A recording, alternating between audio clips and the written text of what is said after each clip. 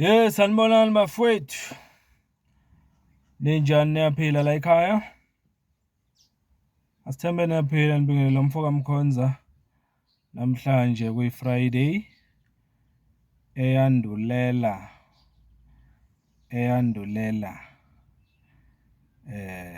i-vote of no confidence on Monday.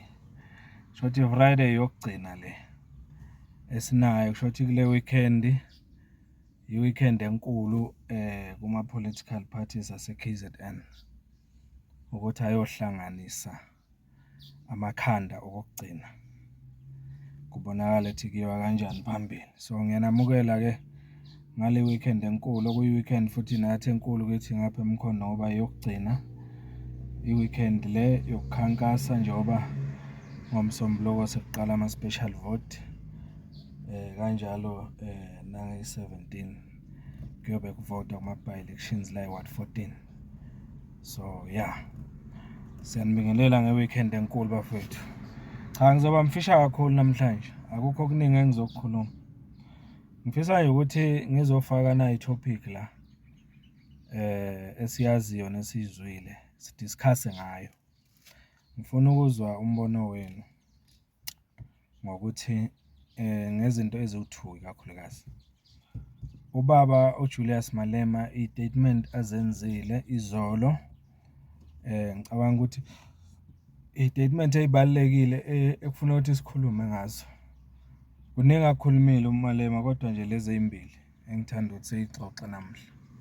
Statement sokuqala uthe uMbalula uzoba i-next president ye-ANC. Usho nje uMalema. Uthe mayebuka izinto indlela ezenzeka ngayo uyabona ukuthi na kanjani uMbalula uzothatha over after uCyril. Uthi uMalema enye into abone ngayo ukuthi i-ANC njengamanje kholelwa kuMbalula ukuthi uyena ongathatha after uCyril Ramaphosa, indlela abebecula ngayo lapha conference. Manje ngifuna ukufaka le video la abacula khona ngoMbalula. Ngiyazi uyibonile kodwa ngizoyifaka nje ngamabomu ngenzele ongayibonanga, ngenzele nawe futhi ukuthi uyiphinde ngoba sifuna ukuxoxa ngayo la ukuthi mawubheka le video le ungavumelana noMalema kulento ayishoyo ukuthi le ndlela abacula ngayo la is a sign noma is a signal yokuthi the next president of the ANC kuzoba uMbalula. Ngifuna sixoxe ngaloko nje. Kungani ngifuna sixoxe ngalento? Kungoba ngifuna ukuthi singabantu base South Africa understand ukuthi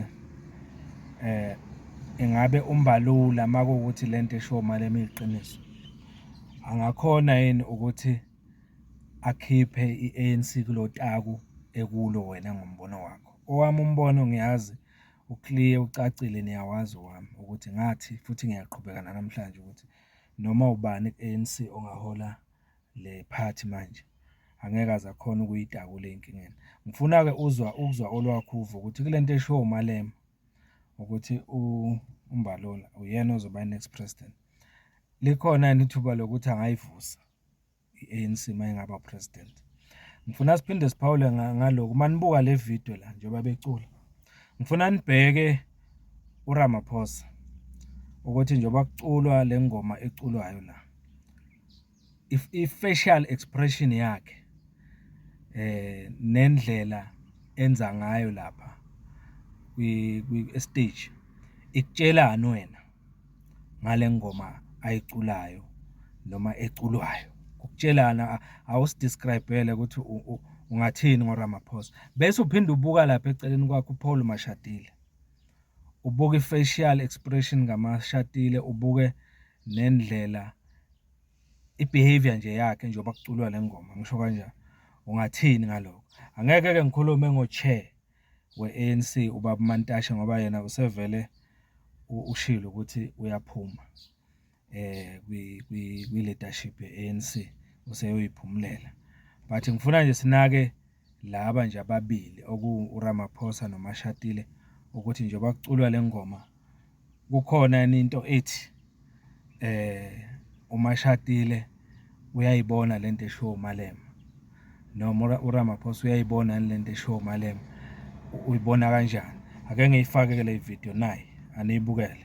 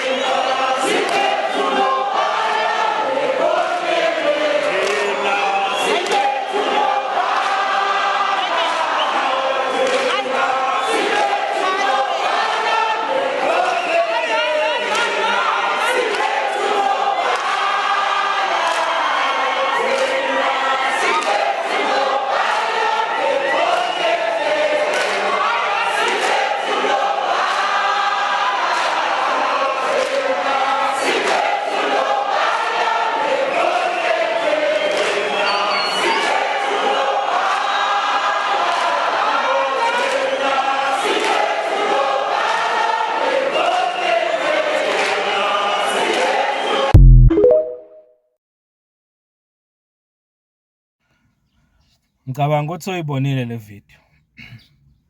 Ngokuyibuka kwakho mhlambe sowungaphawula la usho ukuthi uyibona kanjani. Sengiyifakile wayibona. Ngifuna ukuzwa ukuthi uyibona kanjani kuma comments. Ngakujabulela ukuthi sidiscuss lokho ukuthi ngempela singasho ukuthi uMalema une point esingalithatha serious uma ethi uMbalula will be the next president kwile race ye-ANC. Siyakhumbula ukuthi abantu abaphakanyisiwe kakhulu nokukhulunywa ngabo kakhulu abakule race yokuba ipresident ye-ANC uye uMbalula, uPaul Mashatile udeputy njengamanje, kube umama uThoko Didiza, khona nokuye kwashiwo nangobaba uThabo Mbeki. Mhlawumpe naye mawuthola ithuba lapha kule video ubonile ukuthi bekenzani, kodwa nje anginandaba kakhulu naye ubaba uThabo Mbeki ngoba vele useke waba yipresident, futhi angicabangi mina vele yena ukuthi uzoka arane nokurana for i-presidency again. So angizozwa ukuthi uyiphawula kanjani le ndaba. Okwesibili-ke engifuna ukukhuluma ngakho la ile nto esho uMalema about le motion of no confidence ezokwenzeka nge-15 lapha e-KZN. uMalema usekukhiphile ngomlomo wakhe wathi i-EFF izoyeseka imotion ye-MK Party.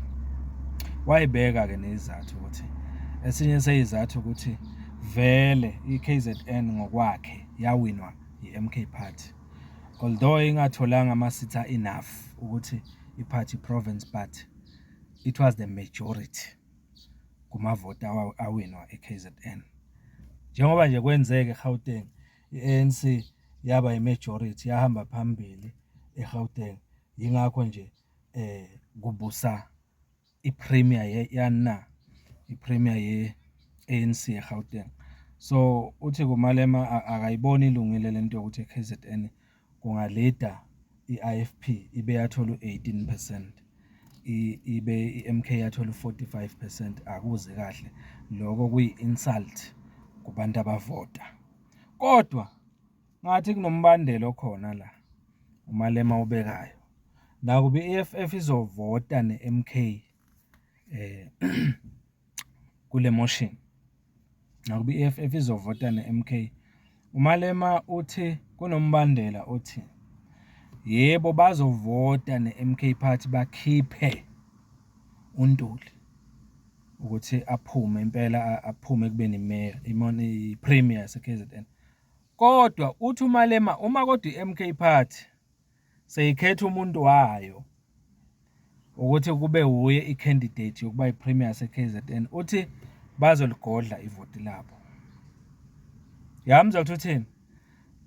Akasho ukuthi bazovota against, kodwa uthini? Uthi mase kuvotwa ukuthi ivoti le-EFF kuvotelwe i-premier ezoba i-member ye-MK Party, uthi bazoligodla. Sho ukuthi uMalema into yakhe ibonakala ingacaci mayinjalo. In short, uMalema uthi akukhishwe uNtuli, kodwa uma esekhishiwe uNtuli kusho ukuthi uthini uMalema? Kusho ukuthi kufuna kufakwe i-premier ye-EFF. Ucabanga kanjalo? Usho ukuthini mayethi kungafakwa i-premier ye-MK Party ngoba ngeke bayivotele? Usho ukuthini uMalema? Ingabe lokho sekuyisayini yokuthi uma i-EFF izovota ne-MK Party izofuna ukuthi kufakwe yona ezo-premier we-province? Noma mhlampe usho kunye uMalema mhlampe esingaku-understand thina la. Ngicela ukuzwa imibono yenu ukuthi kungani uMalema esho kanje. So ilezi zinto ezimbili-ke namhlanje ngithi nje ngikhulume ngazo ey'khulunywa uMalema. Yilesi engiyichazile kambalula yokuculelwa leya ngoma ethi unobhala one-content, bese kuba yileyo ukuthi uMalema athi bazovota ne-MK Party kukhishwe uNtuli, kodwa ngeke bavotele i-MK Party ukuthi ibe no-premier i-KZN.